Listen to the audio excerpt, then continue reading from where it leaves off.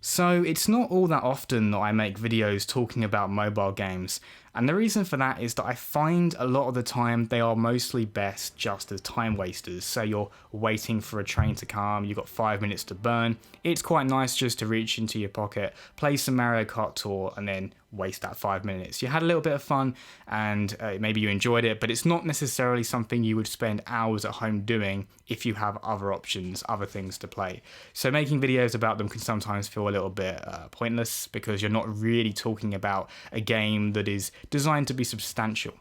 But with Call of Duty Mobile, I am a little bit shocked because I had a definite prejudice to this game in terms of what I thought it would be. I thought it would just be a game that would force me to spend money. I thought it would fail to capture the experience of a true Call of Duty game, because how can you do that on mobile?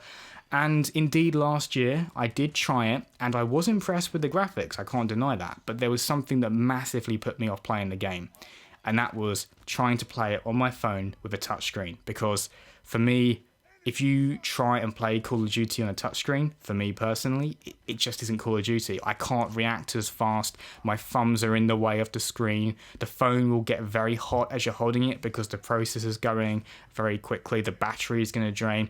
Loads of things that just, they surround the experience, but they really made a big negative opinion for me about playing it. And that's obviously no fault of the developers. I think for a touchscreen game they did a good job, but just, this is me talking about myself here, I really struggle to play first person shooters on the touchscreen. It's just so counterintuitive.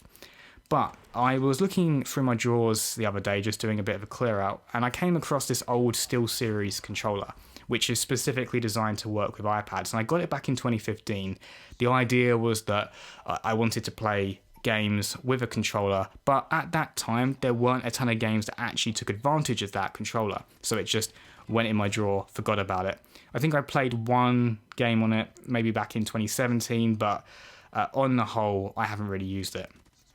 But then I thought to myself as I found it earlier, what's a game that would actually benefit for this? And I thought, oh yeah, Call of Duty Mobile. The graphics were really good, but in terms of actually playing it, I really struggled personally. So I just connected the controller to my new iPad 2020 and I started playing it, and I was surprised at how fun it was. I'm not going to pretend that it controls as well as playing, for example, Call of Duty Modern Warfare 2019 on my PlayStation 4, but it gets very, very close. Like, aspects of the experience aren't quite as good. Like, the graphics are very good, but not quite as good. Controlling feels good, but not quite as good.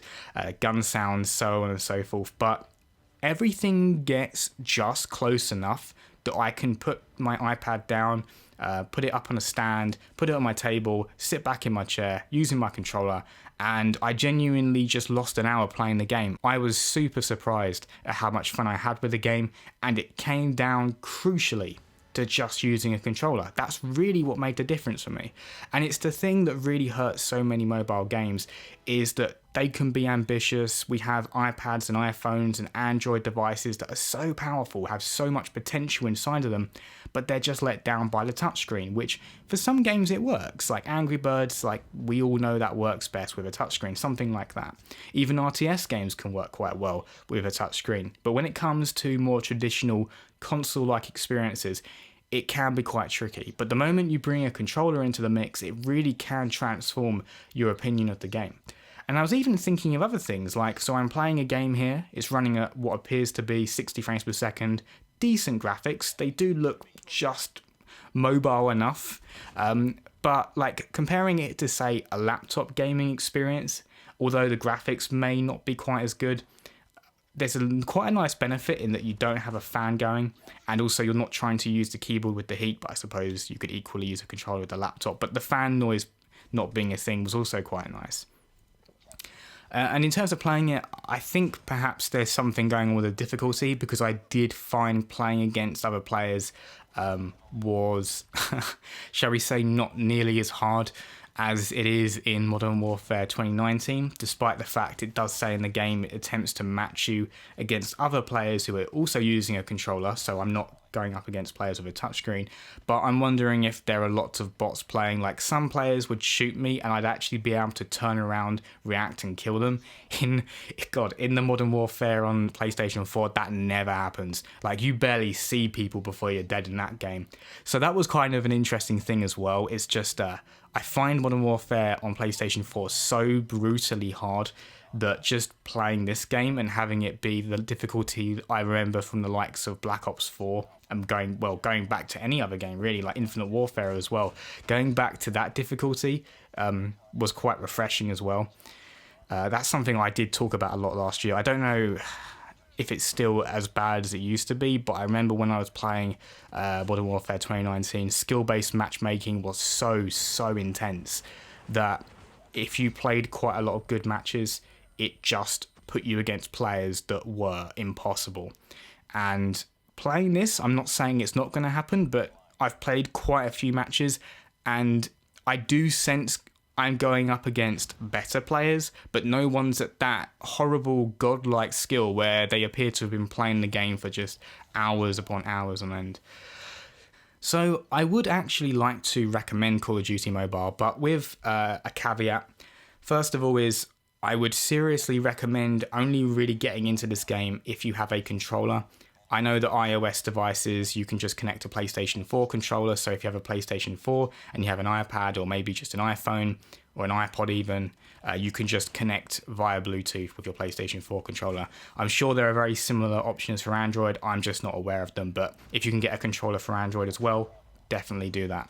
Also, I would recommend doing your best to tune out all of the ads the game throws at you, all of those times where you can spend real money to maybe get some extra skins, because in reality, you don't need to do that to enjoy this game. You can just play it, unlock attachments. You get plenty of attachments just by playing the game.